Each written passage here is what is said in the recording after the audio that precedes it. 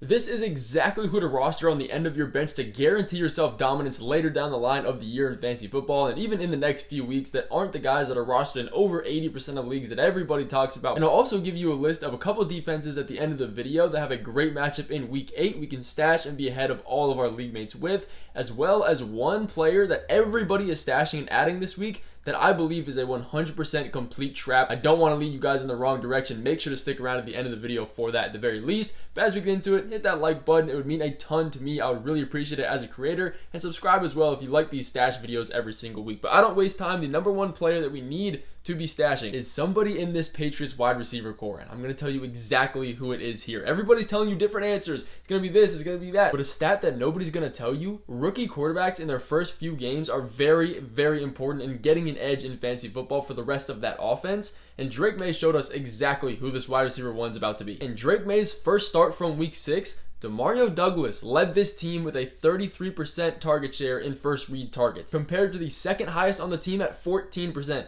That is a huge difference. First read targets are especially important on teams that don't have a good offensive line and the quarterback doesn't have a whole ton of time to pass because they can't go through all of their reads, go back through and make those decisions. So you've got to go with the first read. And Demario Douglas primarily plays in the slot, which means all of his routes are going to be closer in tight to Drake May, giving him a kind of cop-out in those short routes, which is why he's leading the team in targets so far. You might be looking at me saying, okay, well, Drake May isn't that good. This offense in general is really, really bad. Why do we need to be rostering any of these guys? And to that, I tell you, the Patriots offense is pretty bad, but it quite literally cannot go anywhere but up. In the games with Jacoby Brissett so far this year, the Patriots have averaged 11.2 offensive points a game. In Drake May's first start, he put up 21. Now, he's not going to be a top quarterback in the league and lead a top offense, but it literally can't get any worse. Demario Douglas and this team gets a great matchup against the Jaguars in week 7. There's a real chance that he pops off and you won't be able to get him again off the waiver wire in week 8. This is a great week to be stashing guys. Number one, probably by far this year. We got to be stashing Jerry Jeudy and Elijah Moore. Now, I'm going to focus more on Elijah Moore here. Jerry Jeudy, I guarantee you, after the waivers clear this week, he's going to be rostered in over 50% of leagues. He's not right now when I'm recording the video, so we're going to focus on Elijah Moore. But understand that Jerry Jeudy is going to be the number one option here. But when we look at previous years, when Elijah Moore was the number 2 wide receiver in this offense, he's been efficient, and Stefanski likes to get him involved in multiple ways more than one. 34.5% of Elijah Moore's total yards in his entire career before the start of this year has come in yards after the catch, after he already has the ball in his hands. That's especially good when you're playing on a team with Deshaun Watson that cannot throw the ball downfield and has to keep everything up and close. Now, if for some reason Deshaun Watson gets benched, this entire offense and all these receiver options are going to get boosted in fantasy value. I don't think that's going to happen. I'm not going to persuade you guys to think and buy in on these players because Watson's going to get benched. They're shoveling him so much money and they already have so much invested to him. Whether he goes 1-16 or not, it does not matter. He's going to be the starting quarterback. But regardless, even if he is, Elijah Moore is still worth stashing on your team. He is 8th in passing attempts, still has not had one game over 200 passing yards, so at least the volume is there. But now that we have Nick Chubb coming back from injury, you can hope that teams are going to stack the box to stop Nick Chubb if that's their only source of offense and leave a little bit more defensive holes for Deshaun Watson because he can't beat them over the air. It'll maybe give him a chance to actually use his wide receivers and get them more targets. And if you're still not convinced, there's really no other wide receiver options on this Browns team. Like, you look at teams, there's 5-6 wide receivers. The only receivers the Browns have is David Bell, who's on season-ending IR, Jamari Thrash, who is a rookie that hasn't played a game this season, activated, Cedric Tillman, who just put up negative fantasy points last week and saw 30% of the snaps. There's really no other options. What we love to see is that Elijah Moore plays primarily in the slot. They're going to be short, just like Demario Douglas. Slot wide receivers statistically get a higher percentage of target share than everybody else and outside guys. But another player we need to stash as soon as possible is Trey Tucker, similar to the reason that we're stashing Elijah Moore and Jerry Jeudy, because Amari Cooper has gone to the Bills now. Devontae Adams has gone to the Jets, so he's going to be the number 2 option behind Jacoby Myers. And Tucker has been in a few videos on this channel before speculating that Devontae Adams is going to leave, but now that he actually did, this is definitely going to be your last chance to go get him. He's coming off a game where he was on the field for 60 out of 63 potential snaps and ran 39 routes. That was 12 more than the second highest wide receiver on this team. Now, granted, Jacoby Myers was not playing this game, but he is the second best option here and clearly gets the time on field. Now, he only had 2 targets, 0 fantasy points last week in a really tough matchup, and he has really tough matchups all the way up until his bye week in week 10, and even after that, has some pretty tough ones too. He has a really easy fantasy football playoff schedule, though, if that means anything to you, which I assume it will a little bit because we're stashing these guys for late season value. But he's shown some light so far this year. He's had some pretty big games, some good target share games regardless of who this quarterback is, the offense isn't going to be great, but good enough to make him a borderline flex guy at some point in the season.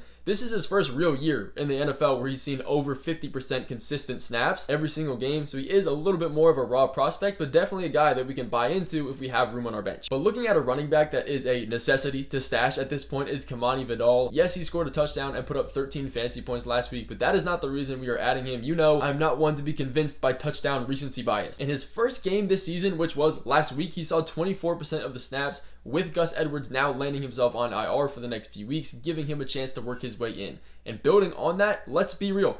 J.K. Dobbins had 28 touches compared to 6 for Kamani Vidal. He's not going to come out and be a top running back all of a sudden. Like, J.K. Dobbins is a very efficient, very good running back that still exists. But what really sets him apart is that if you look at his usage, 57 snaps out of the 58 for J.K. Dobbins, 19 for Kamani Vidal. Wait a minute, that's terrible. Yeah, it is pretty bad. But if you look at the receiving numbers, he had 19 total snaps, and he ran a route on 10 of those snaps, leading to 2 receptions and 2 targets, compared to J.K. Dobbins at 18 routes run, despite seeing 3 times more touches, snaps, and usage than Kamani Vidal did. So the comparative percentage of routes run between these two running backs is very, very strong for Vidal. He looked really good in the receiving game as well with that touchdown. There is a real chance that he can carve himself out a role through the rest of the season in the receiving game. We've seen before that running backs start in the receiving game and then they kind of work their way through and get more usage as the year goes on. It is a very common blueprint for a lot of running backs in the NFL. That's looking like what we're going to have here with Vidal. If you can come out and see 24% of the snaps in your first career game, you're going to have a little bit of upside here. And he looked good in college as well. But it seems like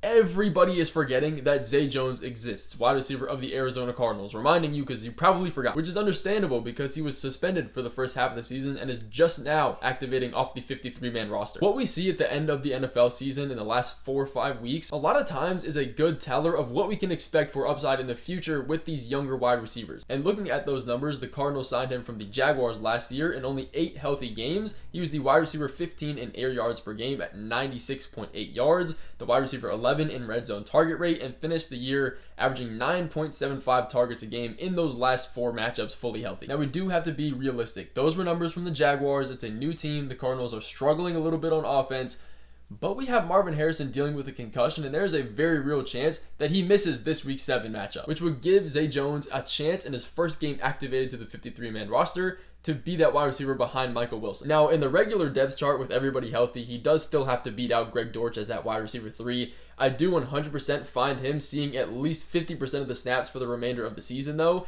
I would make Michael Wilson my first option. He's going to be rostered in a good amount of leagues, so I'm not talking about him in this video. If he is available on your waiver wire, go check, stash him right now, and make him a part of your roster because he's going to be this number 1 guy. But another deep stash at running back we need to be considering if he's survived the waiver wire here is Ray Davis. Stash him instantly. Cook is dealing with turf toe, which kept him out last week against the Jets, which led Ray Davis to 20 carries on only 58% of the snaps. He led the backfield in routes run and obviously touches. It looked like he's been in this offense for years. Like, he did not miss a beat. He was efficient. He was quick. He was bouncing off tackles, which led him to finish with 4.85 yards per carry against one of the toughest defenses in stopping the run in the Jets. That's one of the highest yards per carry mark that they've allowed this year. And we know from previous injuries, previous players, turf toe can kind of come back and continue to linger throughout a season. So if there is a chance that James Cook misses another game this week in week 7 or at some point later in the season, Ray Davis is going to be a plug-and-play guy, which we've seen to be very, very viable. He led this backfield in pretty much every single statistic. At the very least,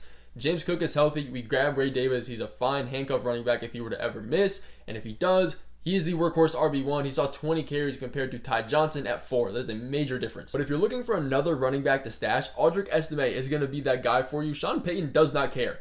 Any running back in this backfield can get run, and we've seen that with Jaleel McLaughlin, obviously Javonte Williams, Tyler Bidet before he got injured.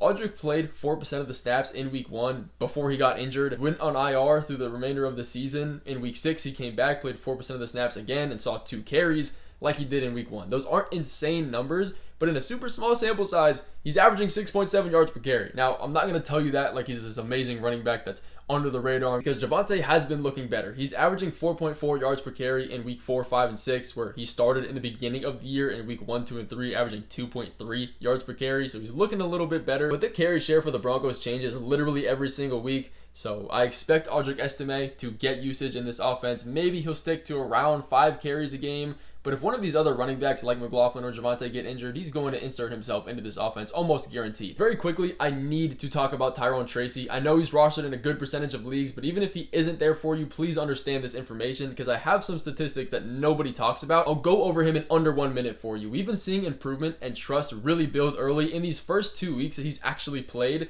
Tracy's first start, he saw 63% of the snaps compared to 84% in week 6. That trust is building. 41% of the routes participated compared to a 72% route participation rate in week 6. 4 pass blocking snaps in week 5 compared to Eric Gray at 7. And then that turned into 1 pass blocking snap for Gray, 5 pass blocking snaps for Tracy in week 6. Tracy quite literally has an every down running back potential, and Devin Singletary is not a lock to be the RB1 workhorse in this offense. Like, they brought him to the team, but that doesn't mean he owns that role. Because in Tracy's starting games in week 5 and 6, he's the RB3 overall in fantasy football, the RB9 in total volume. In that stretch, he's the RB8 in routes run, and he led the NFL in route participation in week 6 with that 72%. So all of these numbers are pointing towards a very dominant Tyrone Tracy, which the Giants could use. There's no saying that Devin Singletary is going to be the clear-cut RB1, especially when you have Tracy getting this many touches this early into his career and looking this efficient with it. But for a trap that I guarantee everybody is going through and stashing because of the recent hype that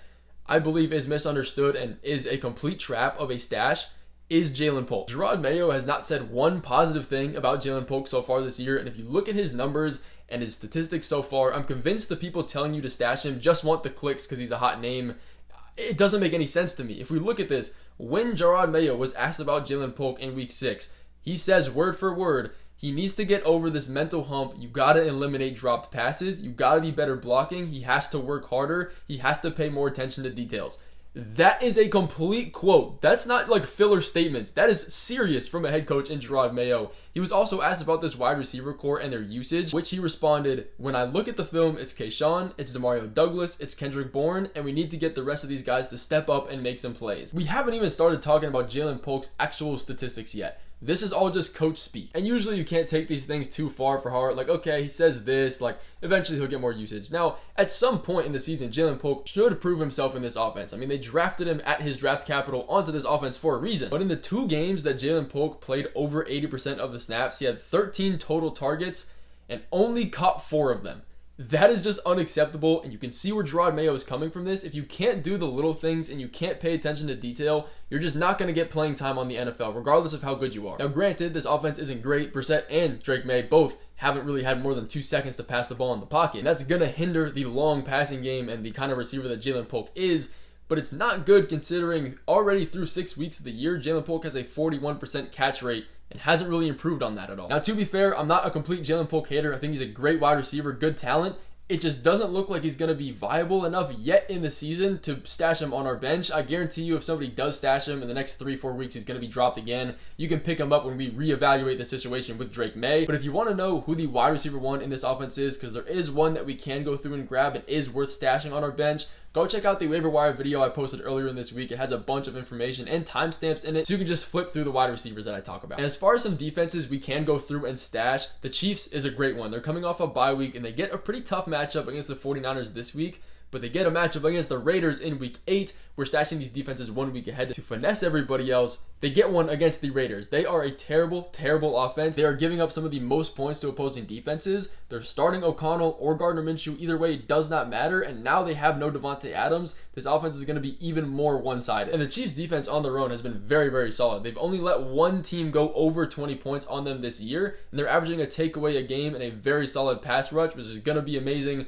against the Raiders, who do not have a good offensive line and allow a lot of sacks. And we can also stash the Ravens defense, who again get a tough matchup here against the Buccaneers in week 7, but follow that with an extremely favorable one against the Browns in week 8, who now have no Amari Cooper. So who's going to run in this offense? The Ravens allow the 5th least points to opposing running backs this year. The Browns are likely going to have Nick Chubb back by then. If you can stop Nick Chubb, you're going to stop this entire offense. But that is going to finish off this video. Thank you guys so much for watching. I will see you in the next one coming very soon.